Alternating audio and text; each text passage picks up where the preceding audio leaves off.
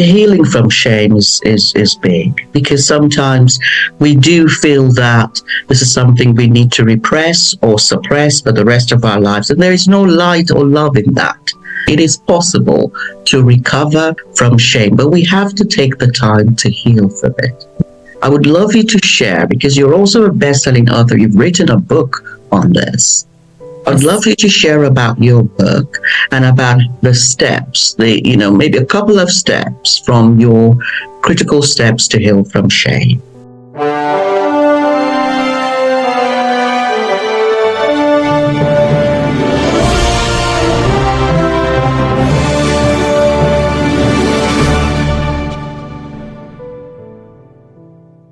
Welcome to the show, Jill. Thank you. It's really good to be here with you.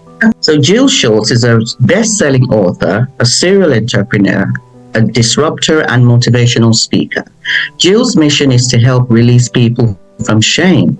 Her own experience of experimenting with other children at a young age because of her own sexual trauma has led her to speak out on this taboo topic and help anyone who has a secret or has felt shame of any kind to create a life of love, success, and abundance. Thank you for joining me, Jill. Thank you. Yeah, it's a difficult story to talk about, but it's a much needed story to be talking about. So thank you for the space to do that. Healing from shame is big, because sometimes we do feel that this is something we need to repress or suppress for the rest of our lives, and there is no light or love in that. It is possible to recover from shame, but we have to take the time to heal from it. I would love you to share, because you're also a best-selling author. You've written a book on this. I'd love you to share about your book and about the steps, maybe a couple of steps from your critical steps to heal from shame. The book is called Liberated, Releasing the Dark Cloud of Shame. And the book was written by God, not by me. Like, I did not want to write a book. And when I surrendered into what this got to be, and what God was asking of me, the only thing I wanted to do was get on stages and share from the rooftop and help people know that if this is their story, that they get to love themselves, they get to forgive themselves. And out of that, God's like, I want a book. So I've had several people collaborate with the book. Once I was sharing my story more and more, I had people saying that's my story too. So, this is way more common than people can even imagine. And so it's time to really give a space to share and know that we get to talk about it. And that's actually one of the steps that I found to be helpful for me in the healing process. And you're right, it is possible to heal from shame. And your shame may not be around sexual trauma. Everybody has a secret. And so the first step is really figuring out what you're ashamed of. And I have a couple worksheets on my website, and one is called Uncover Your Shame. The other one is called 7 Critical Steps to Healing. But the first step is figuring out what that is. And I love there's one question in particular on the Uncover Your Shame worksheet that to me is just powerful. And that's, what is one thing only you and God know? And once you can nail that down, then the next steps are really, you have to forgive whoever hurt you or whoever you're blaming for whatever's going on in your life, because we don't get to stay in victim. Every single day we get to choose what our life looks like. And so if you are living in shame and you are, and it's holding you back, you get to decide today, you don't own me anymore. And you get to be powerful and move forward and do the healing. So that's the second step. And the third step is, forgiveness. You get to forgive the person who hurt you. And you're not forgiving them for them. You're forgiving them for yourself, because you cannot heal from whatever your trauma is or whatever your shame is until you forgive. And so there's many more steps. There's 7 steps on they can get access to that on my website. But that's just a couple of the things that I have done personally to get to the other side, because I'll tell you what, when you do the work, and the work is hard, I'm not going to lie to you, this is not easy work to do. But when you do the work and you get to the other side, life is magical. Life is magical on the other side of healing. I love that.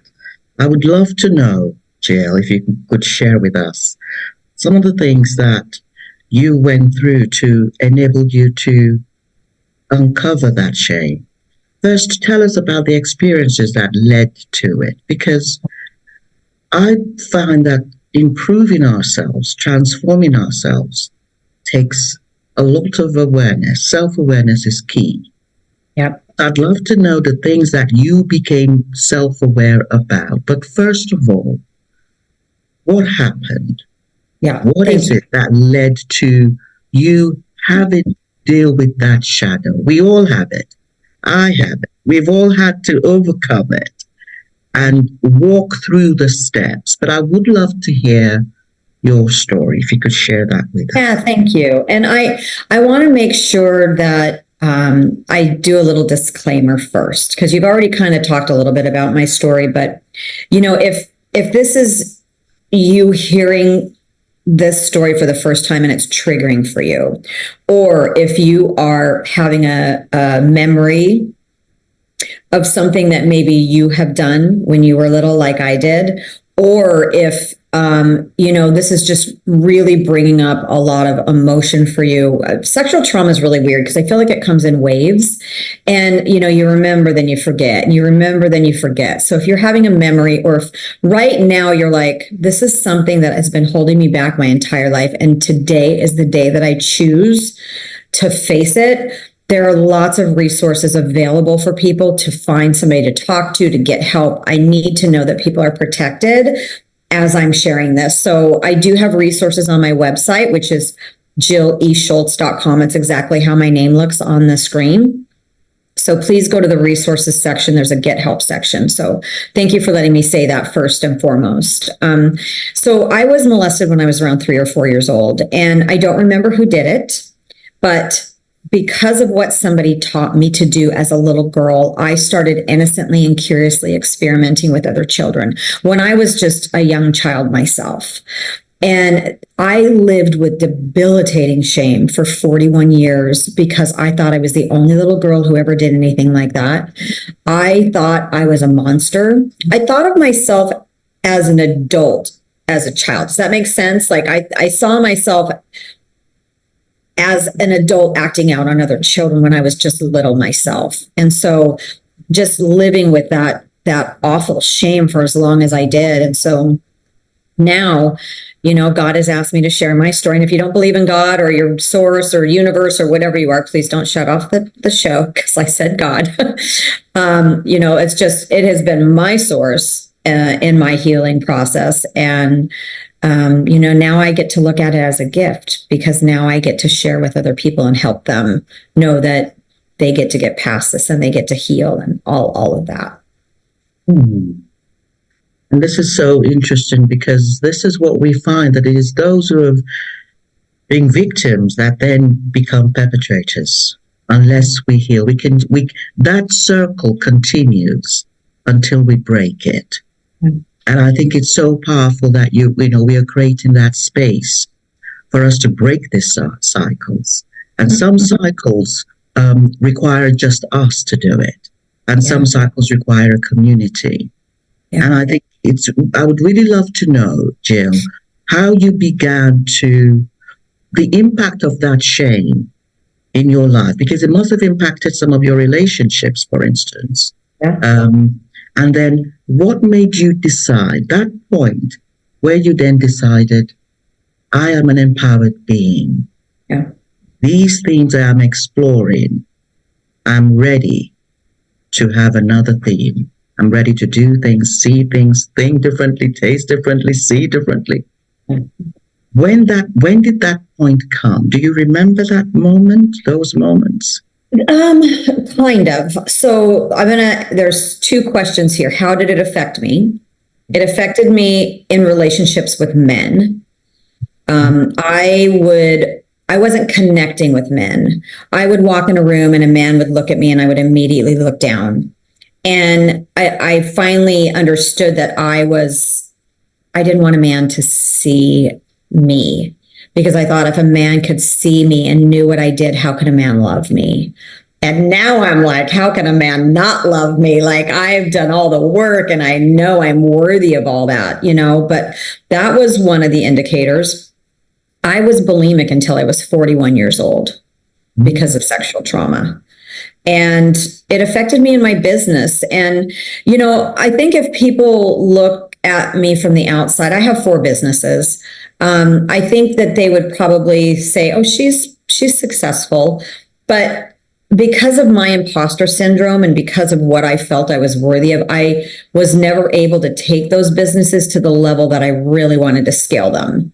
So those were the 3 areas in my life where I was most impacted. And I was listening, I think the first time that I was like, whoa, something happened. I did something. I think I was watching Oprah and it was on a topic similar to this. And all of a sudden I had this flash of like, wait a minute, that was me. I did those things, and that might've been when I was in my early 20s. I'm trying to remember if I was where I was, what I was doing, and I'm not clear on that, but I also started hanging around with this group of girls when I was in my early 30s. And one of them had a therapist, and it became very clear to me that I was not having great relationships with men. I just wasn't connecting. I would go years without even kissing a man. I went 14 years one time. And that was a big light bulb, like something is not okay here. And I started seeing a therapist at that time. And oh boy, gosh, walking in, you and I were talking a little bit before the show, and I remember, and I can still, like, if I focus on, I can still just bring that feeling back up of, and if this is your story, like if you're relating to what I'm saying right now, I see you, I feel you, I'm sending you all the love in the world. Like, I had the biggest pit in my stomach, and I'm like, how can I go say these things out loud to somebody? Because I was so ashamed and I was so bound by thinking I was the only child that ever did anything like this. And I was blown away by the level of love and kindness and compassion and understanding I received from that human being. That, like, right now, it can bring me to tears. And every time since that I've shared my story, every single time, it is the same thing. People are so understanding and kind and loving and compassionate, So I want people to know that they get to get help. If this is your story, you get to find somebody to talk to, because you do not have to live under what I call my oppressive shame cloud. I had this cloud following me everywhere that I went, and it was just looming down on me all the time. And so you get to get past that. You get to do the work that it takes to get to the other side. You get to be brave. You get to be courageous, This is about love. This is love. Because love heals. This is only thing that heals is love. And I love the fact that you said this therapist showed you love, because a lot of us grew up not understanding what love was. Yeah. Not because our parents didn't know love, it just didn't show it to us in a way that we could grasp it, in a way that we could feel it. And some of us did not even know it at all. So love is something that becomes a strange word to us, becomes a strange phenomenon. And that is why that self-awareness of how much love do I have in me? Yeah. And finding that love through friendships, through community, that enables us to understand what it is. And this is the higher perspectives. This is why my book is around higher perspectives, aligned to higher perspectives in everything we do. Because that is what heals us. That is what feeds our soul. Yeah. That is what feeds our being, our spirit beings. Because the experiences we have are all diverse. There are a range of experiences that we end up having. But the one thing that really gives us our best outcomes are the loving experiences. And I love that you shared that this is something that enabled you to step beyond the limits that you were experiencing. And the experiences that we have really can go on for lifetimes if we do not become aware and take responsibility. This is key. And we are not alone. We're all going, everyone has a different version. Each of us is a unique piece of infinite intelligence going through our own explorations, our own trauma. And we can explore darkness or we can explore light. Yeah. And it's important for us to choose because we have free will.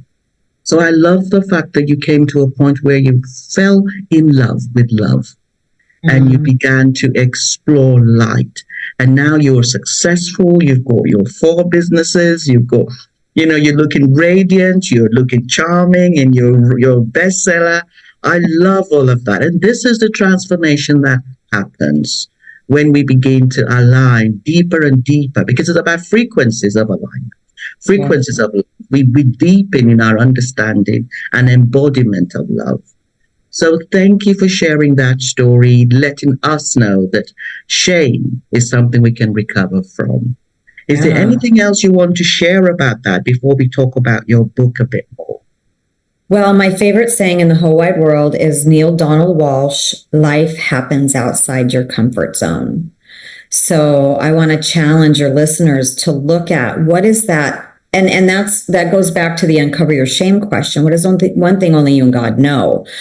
You get to look at whatever that is, whatever that voice is every single day that you hear, or whatever that feeling in your stomach is every single day, whatever's holding you back from being magnificent, you get to face that head on, because that's when life gets good, is when you can get past that, right? Beautiful.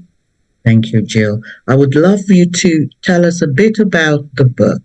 What can people expect when they buy your book?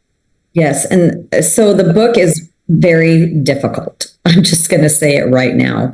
It is a difficult read. I was blessed. God blessed me with many people who share their stories in the book. And some of them are children who acted out like I did. The book is in a couple of different sections. Then there's a forgiveness section where there are people who had somebody hurt them and they were able to forgive and go on with their lives. My therapist wrote a chapter. One of my therapists, I've had 3, wrote a chapter in the book that talks about how to talk to your children so that they're not targets, that they know how to set appropriate boundaries. And he also talks about, what to do if your child has been hurt and how to react. And then the last chapters in the book to me are more uplifting and inspirational, because they're people who have had, trauma in their life, but have created beautiful lives for themselves because of doing the healing work. So I always tell people, please buy the book, but if a chapter triggers you, don't read that chapter. They're not dependent on each other. Okay. And so you can skip to the next chapter or put the book down for a while. It's really important to me, as I said earlier, that people are safe as they're reading this. Somebody said to me one time, they're like, it's not bad if people are getting triggered, because then they know what they get to do the work on. So, just be careful. There's lots of different QR codes and things like that in the book that lead people to resources and help and things like that. So yeah, that's a little Cliff Notes version of the book. Oh, that's beautiful. That's beautiful. And where can people find you if they want to reach out to you? Yeah. So, my website has everything. Jill E. Schultz, and it's spelled exactly like it is on the screen. JillESchultz.com.